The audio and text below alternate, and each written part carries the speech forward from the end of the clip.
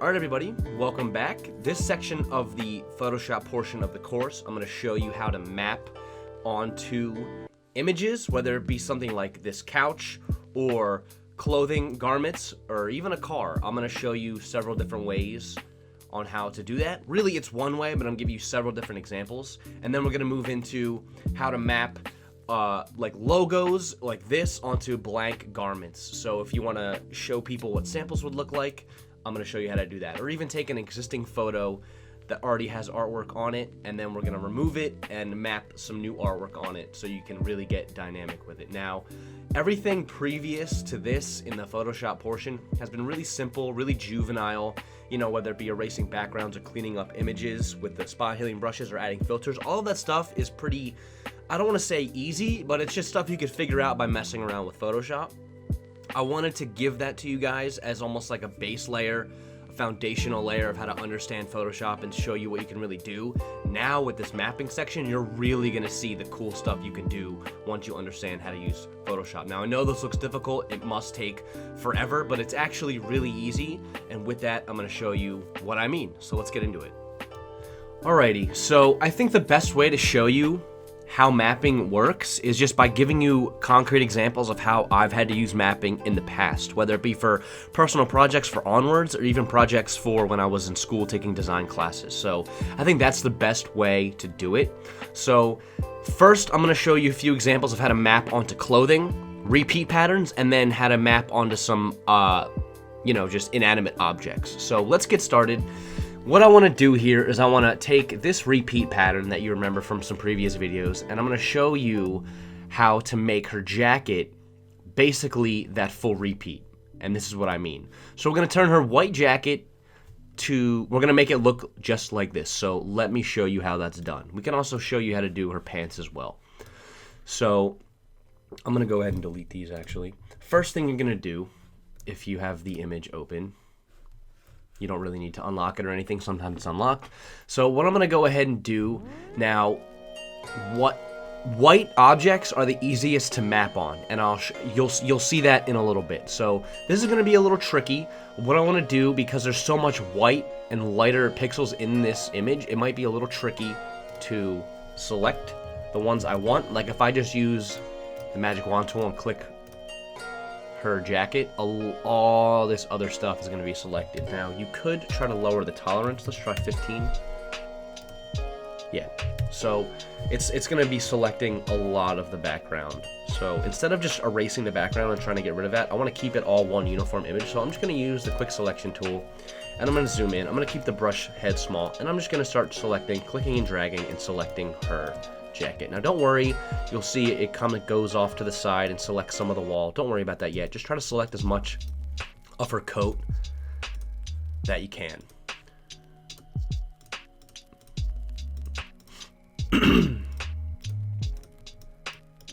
Just clicking and dragging. Don't worry about it being perfect yet. Just make sure you can get as much as you can. And then we'll go in and we'll fix it. So her hair is kind of in the way, but that's okay. That's not, I just want you to understand the idea of how to map. So, okay, looks like her jacket is selected. Now we just have to go in and clean up. Now with the quick selection tool, I'm gonna hold Option, and instead of, now I'm gonna kind of deselect by going along the edges. I would say out of the entire mapping process, this is what takes the longest, believe it or not. Because once you have it selected, it's just a matter of copying and pasting, believe it or not. So I'm going to do my best to keep it as neat as I can, but it doesn't have to be perfect. I just want to show you how it's done. It's not like this is going to be in a magazine or anything like that. Who knows, maybe one day it will be. Or maybe something you map will make it in a magazine. Let's cross our fingers and hope. I'm going to deselect her hand and her skin because we're not going to want to map onto that. Get this little crevice in here. That should be good enough. It doesn't have to be perfect.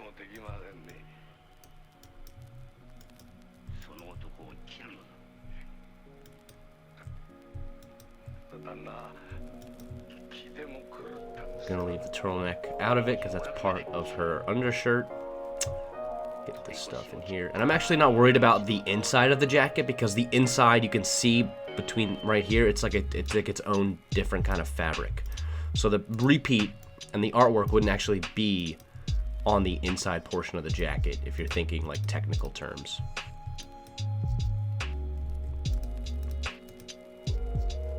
Okay, we can unselect this.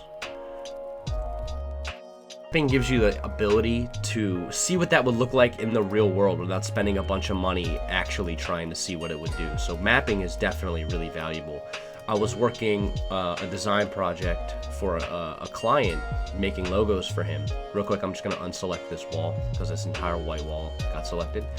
And while I was designing a logo for him, I actually took one of the cars that he owned, a Ferrari 458, and I actually mapped the logo I designed for him on the Ferrari, just so like to kind of give him an idea of this is what it would look like if you got the car wrapped in the logo. So there's a lot of stuff you can do once you understand how to map.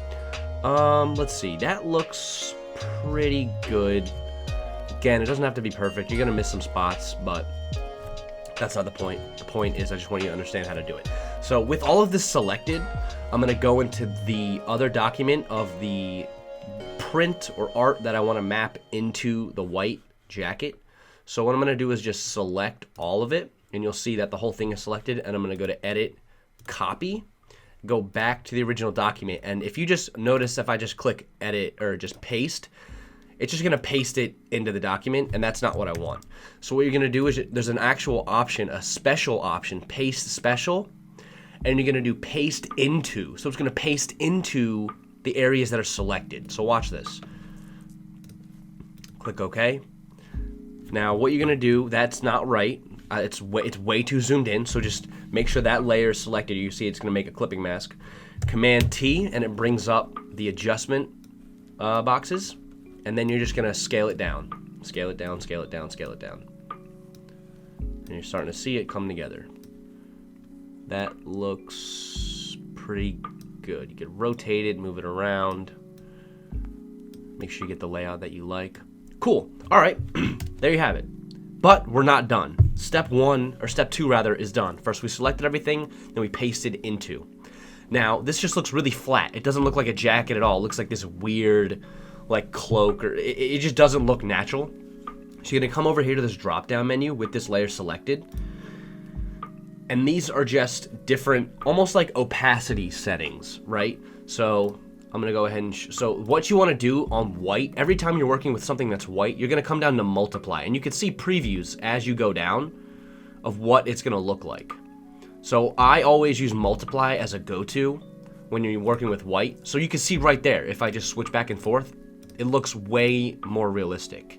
Now, even with that, we're not done. I wanna add some shadows and highlights to make it to accentuate. You can still see the highlights and shadows through the actual mapping itself, but you want to actually make it look like it's real and accentuate those lights and darks. So what I usually do is I'm gonna just turn the opacity down on this layer just a little bit so I can get a better idea of where the shadows and ruffles are, and then we can come back and turn it up later when we're done. And then what we're gonna do is we're gonna come over to this little what do you call that, magnifying glass, and we're going to use the dodge and burn tool. Basically what the dodge tool does is when you use it, it makes things, you can't really see it because the opacity's down, it's going to make things brighter, it's going to accentuate the highlights, and then the burn tool is going to accentuate the shadows. So once you have one selected, we're going to start with the burn tool because we want to create more shadows. Then you're going to come up to this drop down menu here where you can select them highlights, midtones, or shadows. I'm going to select shadows. Brighter image, it's a white image. So, and again, this is something you can play around with depending on what you're working with. And I'm just gonna make the brush head smaller, and I'm gonna go over and like trace some of the shadows that I see to just accentuate them. You can see that, like if I draw here, you can see the shadows being created, and all this does is just makes it a lot more realistic. Actually, back up. Before we do that, let's do this, because you could see that there's curvature and there's draping in the fabric itself. So we want to actually make it look like the print isn't just flat, it's actually draping with the fabric itself. So we're going to come up, make sure this layer is selected. We're going to come up to edit, or I'm sorry. Yeah, edit, transform, and then warp.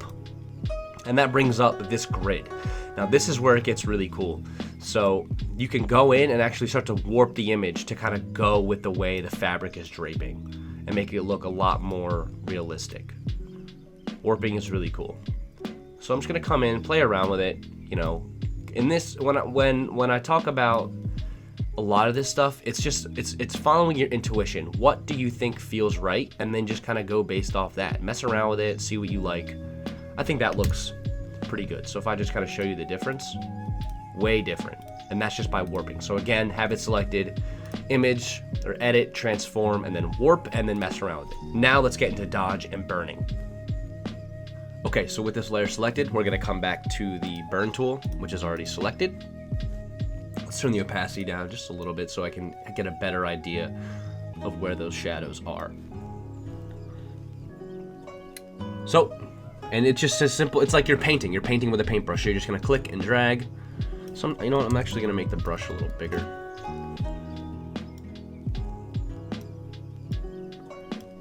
It's kind of hard to see, but if I zoom in, and I just kind of, you can see that the shadows are being created to make it look a lot more realistic, because fabric has highlights and shadows because it drapes and it moves around. So you want to really create that effect to make it look like it's really realistic. Make some shadows under her hair. Maybe increase the brush, make it maybe on the inside. And you'll see the success of the image once you're done with all of this. It's going to look really realistic and really, really successful. So just go in, play around. On the inside, obviously, it's going to be a lot darker because it's in the shadows. You don't have to worry about like getting on her pants or anything, because this actually, the clipping mask is selected, so it'll only burn and dodge the actual repeat in this scenario. So there's a nice big line, drape line in here. I'm going to trace that down. And the more you go over the lines, the heavier the shadows are. Or if you just want to increase the exposure, you can do that as well. Nice shadow in there.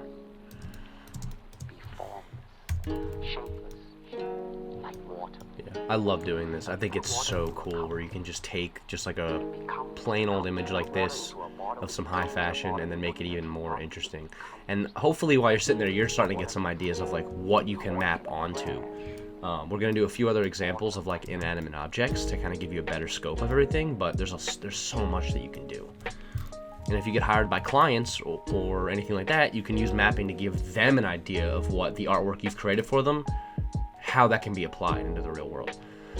So there you go. Now that I have the opacity turned back up, it's looking a lot better. And I'm just going to kind of go in and see if there's any spots that I need to edit, or rather add some more shadows to, maybe a little bit in here. Yeah, that looks so good. Maybe a little bit in here.